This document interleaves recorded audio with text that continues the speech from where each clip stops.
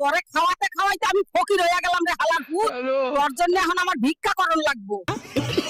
অপরাধে তোকে গ্রেফতার করলাম, চল থানায়। আমাকে কিচ্ছু করতে পারবি না, আমার ভাই আমাকে বাঁচাবে। এই দারোগা, আমার ভাইকে এই মুহূর্তে খালাস করবি, আর তুই 10 দিনের জন্য সাসপেন্ড। আমার এলাকায় কোনো সন্ত্রাসী চলবে না। ওকে। আপনি এত দমাদম করেন কেন স্যার? আমি যদি দমাদম না করি আমার বউ আমাকে ঘরে ঢুকতে দেবে না। এত বড় শরীর নিয়ে আপনি আপনার বউকে ভয় পান? কিরে হালকা, বাগে কি নিয়ে যাচ্ছিস? একটা দুইটা চান্দাবাজ ধরো, সকাল বিকাল নাস্তা করো। স্যার, আমি ক্লাস 5-এ ভর্তি হতে চাই। তুমি হাল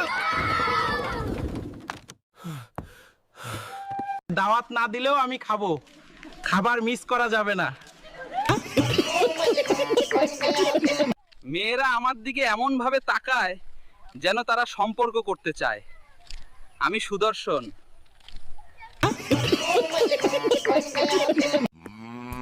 এই খোকা, সকাল থেকে ঘেমে নিয়ে গেছিস, আগে ভাত খেয়ে নে। মা, একটু ঘি দাও না, গায়ে জোর বাড়বে। ভাত খা। এইবার আর ভুল করব না, আমি চাল চোরে ধরে ফেলমু। ধরার দরকার নাই, চাল তো আমিই খাইছি, পান্তা ভাত করছি। মানে হ্যালো গাইস, আজকে দাদিকে নিয়ে ঘুরতে আসলাম মেরিন ড্রাইভে। কেমন হলো? ভাল করে কাটো হে। তোগরে আমেরিকার চাইতে বেতন বেশি দিমু। জি মহাজন।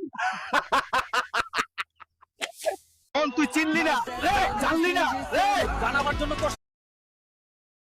তুই মহান শিল্পীরা বহুত অপমান করছো তোরে আমি। আজকে আমায় ঠেকাই কে? আজকে আমার মনের মাঝে ধাই ধপাধপ তবলা বাজে। রাম ঘটাঘট ঘ্যাচং ঘ্যাচ, কোথায় কাটে কথার প্যাচ। হালকা ভাই, এই মাছটা নেন, আপনার জন্য পারফেক্ট, বাজারের সেরা মাছ। কি রে হালকা, তুই এইগুলা বাদ দিয়ে কাজ কর, খেতে যা, ধানগুলো আনতে হইব। শ্বশুর বাড়ি যায়। এরকম মজা করে রাখবেন।